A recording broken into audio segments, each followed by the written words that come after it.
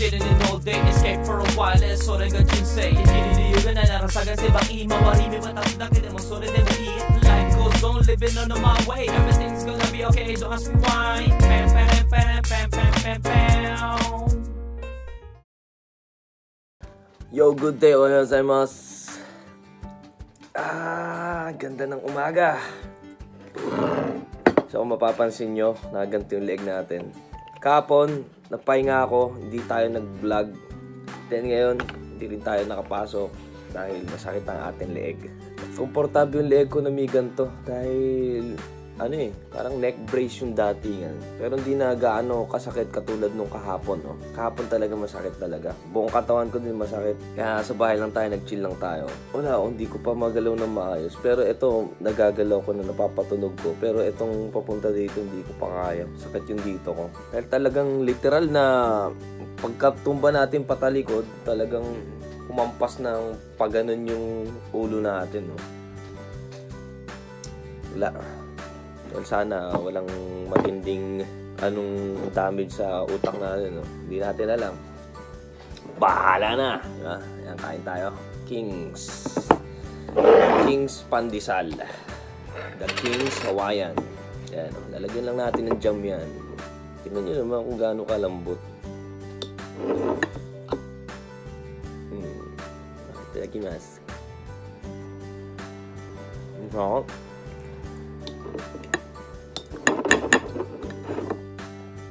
May pasok din na biglaan kagabi. Hindi rin tayo nakapasok, no? Tapos yung ngayon din, hindi. Papahinga muna tayo.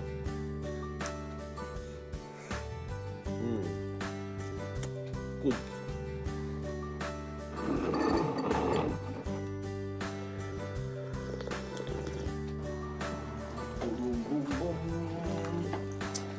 Di dumating na.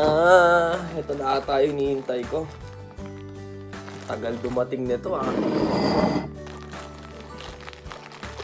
Puro plastic. Yan. Ito ang hinihintay ko. Diba? Ito ang hinihintay ko.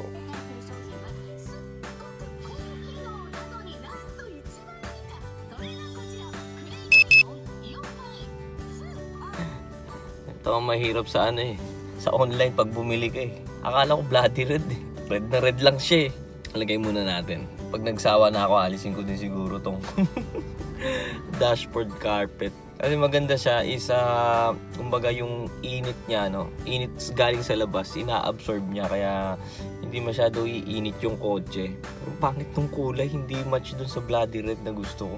Alagay bloody red ba naman dun sa online? Yung mahirap sa online pag mamimili ka. Baksak pa rin ang ating katawan. So early talaga ngayon. Sa ibang parte ng Japan nag-cherry blossom na. Napakaaga. Isipin niyo kung napakaaga ng gantong medyo mainit na during sa season ng winter. Ang mangyayari diyan mga goods, napakahaba na naman ang summer. Pinaka-hate na summer. Hindi namang hate. Papapiliin mo ako, mas gusto ko pag winter kaysa summer Kasi pag winter, magsuot ka lang, pero summer wala kang magagawa. Ang init, nakakabuhis, nakakaburyong, di ba? Mahaba na naman ang summer nito.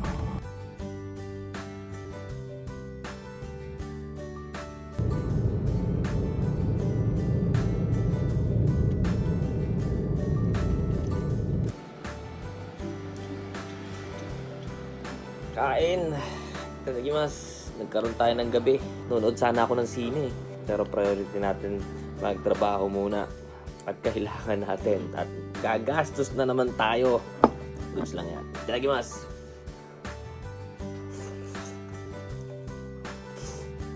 Luto natin is pork 123 Chinese food.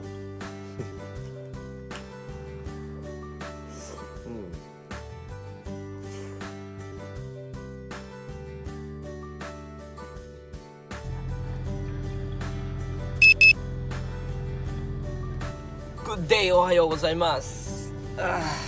edit at nanood na lang tayo kagabi at hindi natuloy ang ating pasok kagabi, no? Pero wala, Shogun eh, lakas ng hangin, nakita ko eh. So yan, pasok po tayo, minami lang tayo daytime, no? Ang pinapanood ko na anime is yung recommended ni ano, no? Yung isa, ano pangalan nun? Yung Kyokai no Kanata ba yun? No? Medyo hindi ko pa nakikita yung enjoyment ng ano eh, ng kwento. Hindi ko pa nakikita dahil medyo magulo. Hindi ko maintindihan yung gusto gawin ng bida ba yun, yung babae. So anyway, tara, mamaya natin yung kwento. Let's go to Minami.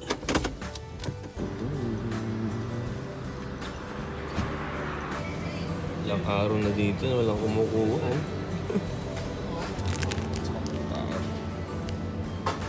So, kwento natin, sige. Nirecommend nyo eh. Nirecommend nyo.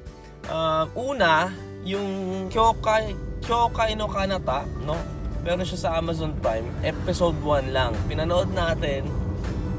Nabitin ako. Medyo nabitin ako dun sa episode 1. So, wala. Hindi ko natuloy yung papanood. Then, yung isang recommend naman ni Boss JR na Hyoka, no? Ano ba kwento nun? Parang student din eh. Parang student din siya na hindi ko makita yung storyline, no? Inaaya niya lang yung isang student na babae. Maganda yung maganda yung niya. Maganda yung graphics niya o Pero storyline hindi ko makuha, no? Dapat kasi sa episode 1 pa lang catchy na eh. Well, hindi ako na-hook dun. Well, titignan natin. Hanggang 3 episode, titignan natin yung Hyoka. Pero ganun sa akin nung episode 1. Yung Kyokai no Kanata ba yun? Tama ba? Kyokai no Kanata naman. Maganda yung niya eh. Yung animation niya din. Pero hindi ko nga maintindihan kung ano yung gusto gawin nung bida. At saka yung sumusuporta sa kanya na no? Hindi namamatay na lalaki. Hindi ko alam may kapangyarihan ba o pero tinutulungan niya yung babae, Pero madami pang mysterious thing na So pa lang. Hindi siya sa akin na fit na dahil parang nakakairita. Para sa akin, madali sabihin nakakairita yung ginagawa nung Hindi ko maintindihan, angas nung blade niya, yung blood na blade. Maangas eh, doon ako na-hook nung Maangas ka ako nun Saan bang anime ko nakakita yun? Ginagawa niya sword. Sa Freeland. Di ba, ganun. Pero which is madami na rin naman siguro ang anime na na ginagawang sword yung blood. Alam ko sa Freeland ba yun? I'm not sure. Pero tatapusin natin, recommend nyo yan. Sa opinion ko pa lang ngayon yan okay? Para marilig nyo yung opinion ko ngayon. Titignan natin, tatapusin natin yung recommend yung si Onizuka at si Boss JR. So, yun lang. For now for now. Wala, pero manonood talaga sana ako kahapon ng ng Gundam Seed. Manonood talaga sana ako. Wala, late na yung tawag sa akin. Pero sabi sa akin nung by lunch na meron tayong panggabi. Tas daytime ito. Pero tatawag na ulit. Tumawag na, late na. Hindi tayo makaalis. Kaya yun lang yung problema sa work natin. Hindi mo alam kung may pasok ka o dahil depende sa pagbuo ng tao pagpasok ng barko kasi. So kahapon, yung leeg natin masakit pa, pero ngayon nagagalaw na natin, Kaya goods lang na wala tayong trabaho talaga kahapon dahil hindi natin kakayanin. Konting ganun ko lang masakit kasi. Pero ngayon tignan nyo, okay na naman, Pwede na ulit tayo mga gano'n. Dami Mars. Isa din dun. Ay, Mesito. Mars. Pila-pila na naman ang barko ngayon dito, mga goods. Hindi pala tayo dito. Doon pala tayo sa kabila. Tira pa ata yung barko na to. We're not sure. Atos.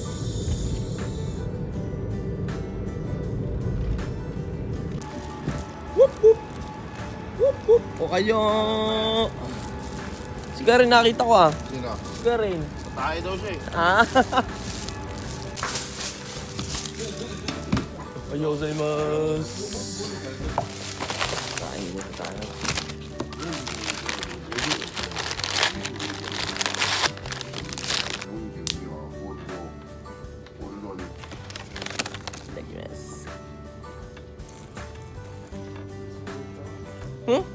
行きました。行った。ダメだそこ。カチカチしたよ。Yo, good day. Trabaho na po tayo mga goods. Genki lahat dahil maaga tayo ngayon mga goods. So ayan, ingat po sa atin. Let's go.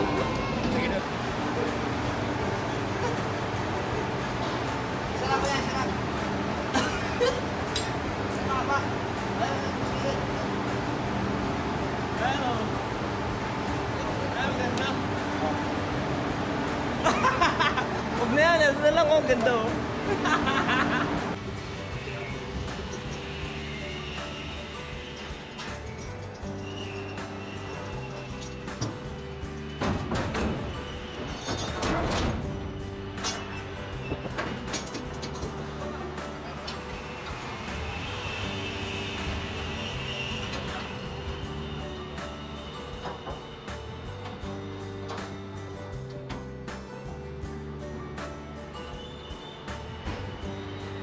Sabi naman, aga.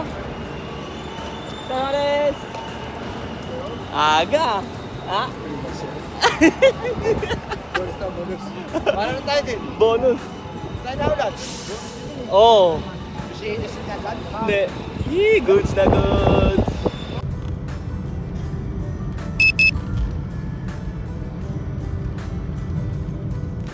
What's ka na sa malis? Grabe ang aga. So yan, uwi na po tayo at mag-aayos ako ng gamit. Sakto-sakto, makakapag-edit pa tayo para next week, buong linggo, no, meron tayong stock ng vlog natin. So ayan, uwi muna tayo. Let's go sa malis. 19? Grabe mga kaguds, ang init. Pang spring na tong weather na to eh. February pa lang, no? Ba't ganito kainit? Grabe.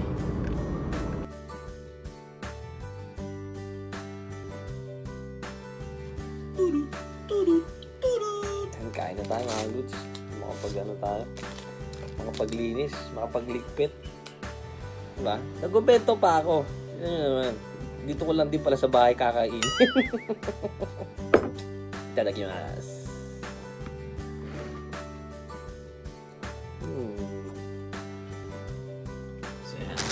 Ready na mga goods, food trip din. Tapos dito ang ating bag. Nakikita nyo ba yan? Ganyang karami, no? Ang dadalhin natin. So ayan, no? Balik edit ulit ako. Pero kanina nanonood ulit ako nung Kyokai no Kanata. Hindi ko pa rin maintindihan kung bakit ganun yung title. Masaya siya panoorin, pero hindi ako nahuhook. Ito ang seryosong opinion galing sa akin sa anime. Maganda yung animation niya. Pero yung storyline ang hindi ko makita kung bakit naging Kyokai no Kanata din ang title niya. No? Yung Hyoka, hindi ko pa napapanood yung second na episode. So, siguro pagkabalik ko na lang galing sa bakasyon. So, yan, naka-ready na rin ang ating gamit. Naka-ready na rin ang ating food trip. Naka-ready na rin ang mga dadali natin. So, abangan nyo. At bukas, aalis na din ako, no? Oh my God. Excited din. Excited. It's gonna be a first place na naman sa akin. Yay! Saan tayo pupunta? So anyway, maraming salamat po palagi sa mga nakasuporta dyan. God bless you all sa pag-subscribe na dumadagdag na paunti-unti. Maraming salamat po and welcome sa Noricons TV. So, ayun, that's it. Kita-kits na lang ulit at abangan nyo ang next na vlog dahil ipapasyal ko na naman kayo. So thank you for watching. Hanggang dito na lang po si Noricons. Peace out!